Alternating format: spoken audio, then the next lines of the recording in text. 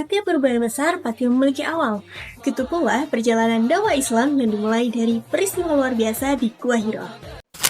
Halo teman-teman, Assalamualaikum warahmatullahi wabarakatuh.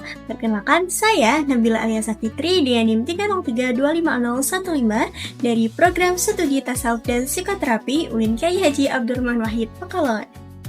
Pada kesempatan kali ini, saya akan mengajak teman-teman untuk lebih mengenal bagaimana kisah permulaan turunnya wahyu kepada Nabi Muhammad SAW.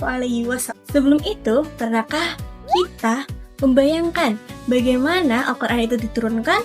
Atau bagaimana perasaan Nabi Muhammad ketika berjumpa dengan Malaikat Jibril dan menerima wahyu dari Allah? Oke, langsung saja mari kita ke pembahasan. Jadi, sebelum Nabi Muhammad menerima wahyu pertamanya, beliau sudah dikenal sebagai sosok yang memiliki akhlak mulia dan sudah mendapat kepercayaan dari orang-orang di sekitarnya.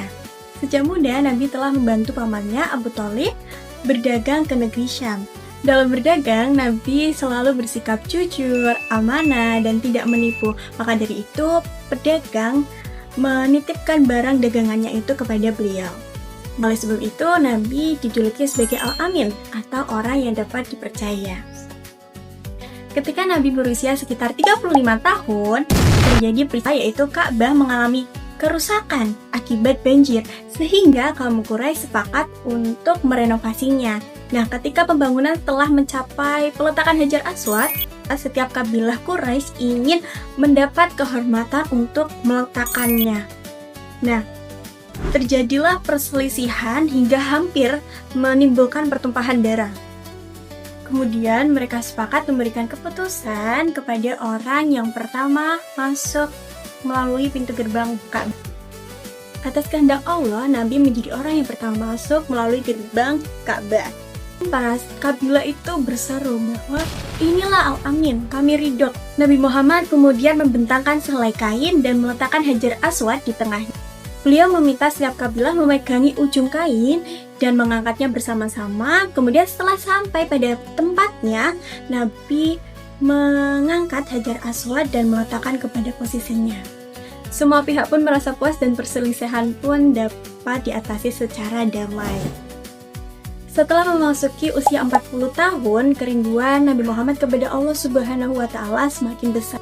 Beliau merasa sedih melihat masyarakat Arab yang semakin jauh dari kebenaran dan banyak yang menyembah berhala. Karena itu, beliau sering mengasingkan diri di Gua Hiro yang terletak di atas Jabal Nur. Beliau membawa bekal sepotong roti gandum dan air minum. Beliau menghabiskan waktu untuk beribadah dan memohon petunjuk kepada Allah Subhanahu wa Ta'ala untuk memimpin kaumnya menuju jalan yang benar. Pada suatu hari, ketika Nabi Muhammad sedang berada di Gua Hiro, tiba-tiba datang sosok yang belum pernah ia temui. Sosok itu berkata, "Iqra", yang artinya bacalah. Namun Nabi Muhammad menjawab, "Aku tidak bisa membaca." Kemudian sosok itu mendekap Nabi Muhammad dengan erat lalu melepaskannya. Nah, perintah itu diulang sebanyak 3 kali, namun tetap saja Nabi Muhammad menjawab ia tidak bisa membaca. Dari situlah Nabi mendapatkan wahyu pertamanya, yaitu surat Al-Alaq ayat 1-5. Ternyata sosok tersebut adalah Malaikat Jibril yang diutus oleh Allah Subhanahu wa Ta'ala untuk menyampaikan wahyu kepada Nabi Muhammad SAW. Setelah menerima wahyu pertamanya, Nabi pulang dengan keadaan menggigil. Kemudian ia berbaring dan menyuruh istrinya Khadijah untuk menyelimutinya. Beliau berkata, "Selimuti aku, selimuti aku." Khadijah menyelimuti beliau dan berusaha menenangkan suaminya. Nabi kemudian menceritakan apa yang telah dialaminya di Gua Hiro. Khadijah meyakinkan Nabi Muhammad SAW bahwa Allah tidak akan menghinakan orang sebaik dirinya. Kemudian Khadijah mengajak Nabi Muhammad untuk menemui sepupunya, Waraqah bin Naufal. Setelah mendengar cerita yang dialami Nabi Muhammad, Waraqah bin Naufal berkata bahwa yang menemui Nabi Muhammad adalah Malaikat Jibril, seperti sosok yang menemui Nabi Musa alaihi salam. Pun berkata bahwa Nabi Muhammad nantinya akan memimpin dan mendapat penolakan atau permusuhan dari kaumnya sendiri.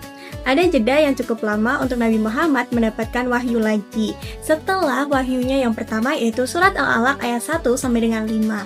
Nah, Selama beberapa waktu, Nabi Muhammad mendapatkan wahyunya, yaitu surat Al-Mudaththir ayat 1 sampai dengan 4.